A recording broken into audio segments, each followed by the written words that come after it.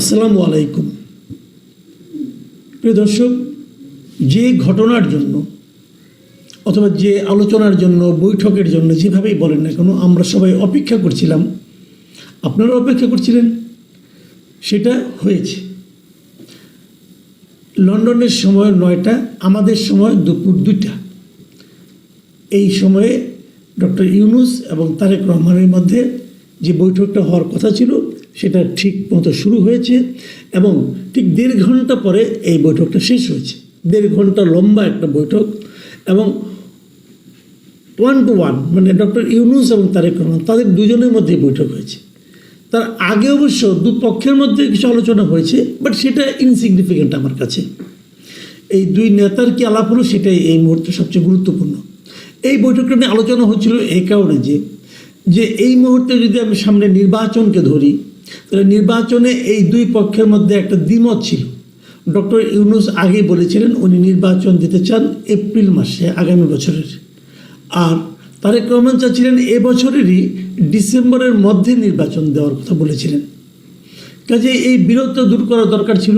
আমি নিজেও এটা নিয়ে এর আগে একাধিক কন্টেন্ট করেছি এবং আমার যে প্রস্তাবটা ছিল সেটা হলো যে এটা নিয়ে যদি বিরোধ আরও সামনের দিকে চলতে থাকে সেটা ভালো কোনো ফল আনবে না। কাজে একটা সমঝোতামূলক ব্যবস্থা হওয়া উচিত এবং আমি ইঙ্গিতে এরকমই বলেছিলাম যে মাঝামাঝি একটা জায়গায় আসলে ভালো হয় দুই পক্ষের জন্যই, মানে বিএনপির জন্য এবং ডক্টর ইউনূসের জন্য। কারণ বিরোধটা আমাদের জাতির জন্য কোনো ভালো ফল বয়ে আনবে না।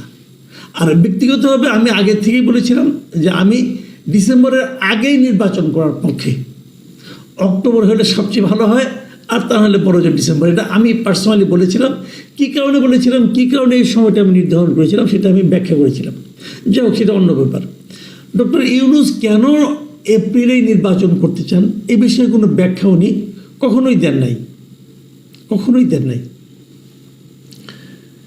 এবার কি হলো, এই বৈঠকটা নাকি খুব, যতটুকু আমি দেখলাম, একটা যৌথ ব্রিফিং হয়েছে এবং সেই ব্রিফিংয়েও 2-3টা পয়েন্ট মাত্র তুলে ধরা হয়েছে এবং সেই ব্রিফিংয়েও এই কথাটাই বলা হয়েছে এবং সে বরং আমি ব্রিফিংটা আপনাদের এই যৌথ ব্রিফিংটা পড়েই শোনাই কিছু কিছু জায়গায়।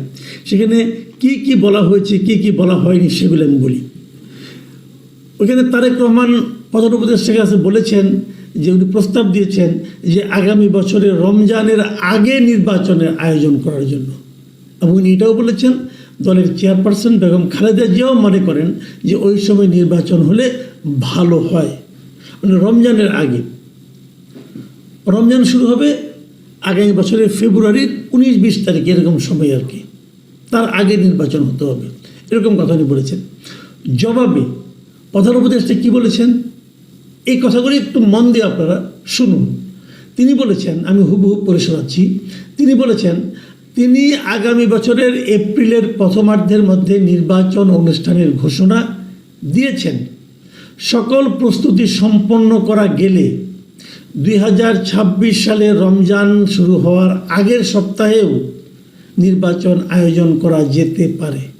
আমি এই লাইনটা আরেকবার পড়ি, আরেকবার মন দিয়ে শুনুন।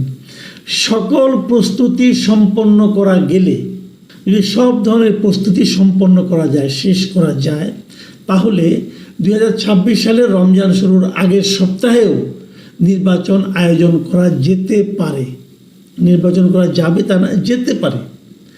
তারপরে উনি বলেছেন সেক্ষেত্রে সেই সময়ের মধ্যে সংস্কার ও বিচারের বিষয়ে পর্যাপ্ত অগ্রগতি অর্জন করা প্রয়োজন হবে। অনেকগুলি কিন্তু শব্দের মারপ্যাচ আছে, আমি আবারও বলি। কী করতে হবে, সেই সময়ের মধ্যে মানে ওই নির্বাচনের আগের মধ্যে সংস্কার ও বিচারের বিষয়ে পর্যাপ্ত অগ্রগতি অর্জন করা প্রয়োজন হবে। মানে সংস্কারের বিষয়েও পর্যাপ্ত অগ্রগতি করতে হবে এবং বিচারের বিষয়েও পর্যাপ্ত অগ্রগতি অর্জন করতে হবে। আচ্ছা, বিচারটা কার উপর নির্ভর করছে? বিচারটা কে করছে? বিচারটা করছে একটা আদালত। তো আদালতের বিচার প্রক্রিয়ায় সময়সীমা নির্ধারণ করে দেওয়া কি যায়? যখন একটা বিচার শুরু হয় তখন সবচেয়ে প্রথম দেখার বিষয়টা কি?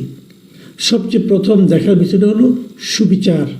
আদালতের প্রথম দেখার বিষয় হলো উনি সুবিচার করছেন কিনা। এখানে দুই পক্ষের আইনজীবী থাকেন, এখানে এই মামলাগুলিতে পাবলিক প্রসিকিউটররা থাকবেন। আর বিচারটা কার বিচার হবে?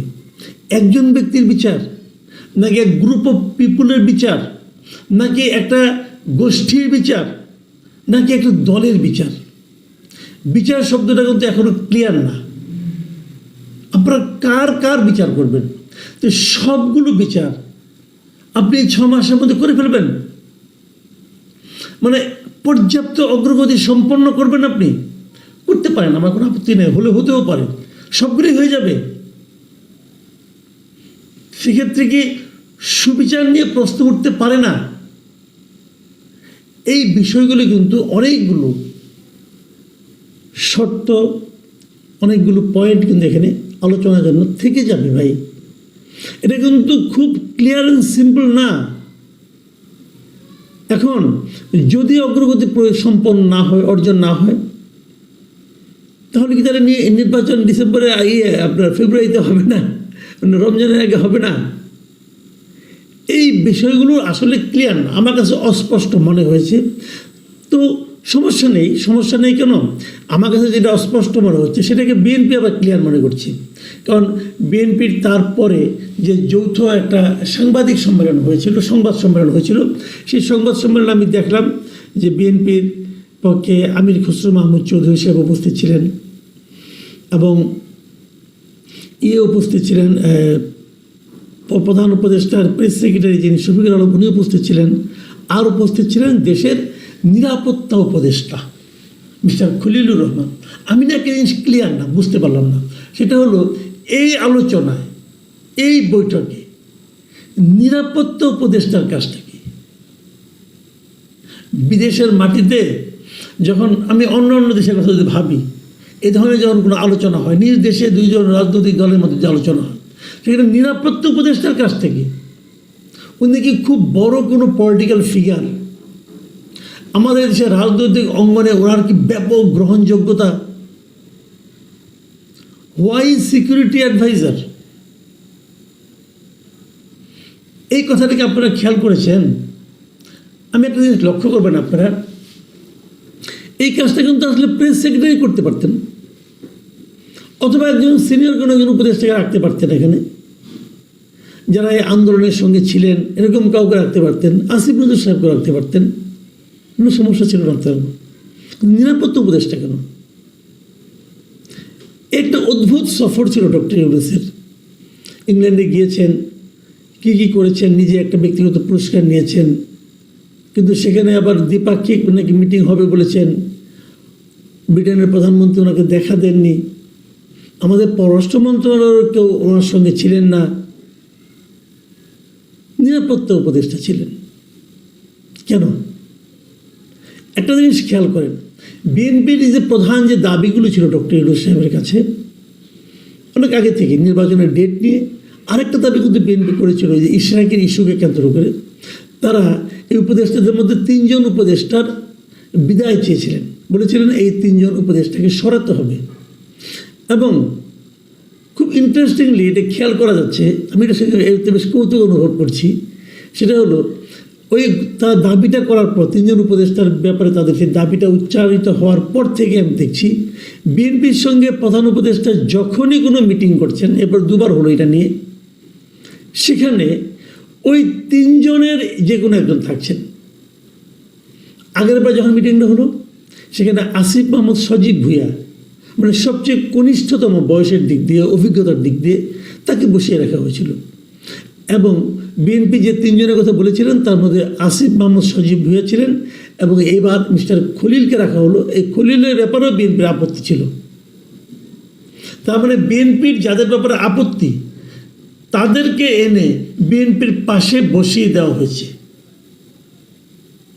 তারপরেও আমি দেখলাম আমির খসরু মাহমুদকে জিজ্ঞাসা করা হলো, একজন সাংবাদিক প্রশ্ন করলো, আপনারা কি সন্তুষ্ট? আমির খসরু মাহমুদ চৌধুরী দৃঢ়তা নিয়ে বললেন, নিশ্চয়ই সন্তুষ্ট। উনি কিসে সন্তুষ্ট উনি জানেন। উনি কি খলিলের পাশে বসতে পেরে সন্তুষ্ট, নাকি উনি এই প্রস্তাবের কারণে সন্তুষ্ট, কি আমি জানি না আসলে বিষয়টা কি। তো এখন হয়তো অনেকে প্রশ্ন করবেন, তাহলে শেষ পর্যন্ত আমরা কি পেলাম? শেষ পর্যন্ত বিএনপি কি পেল? দেখুন, বিএনপির প্রাপ্তি আর আমার প্রাপ্তি কিন্তু এক না, আপনার প্রাপ্তি কিন্তু এক না।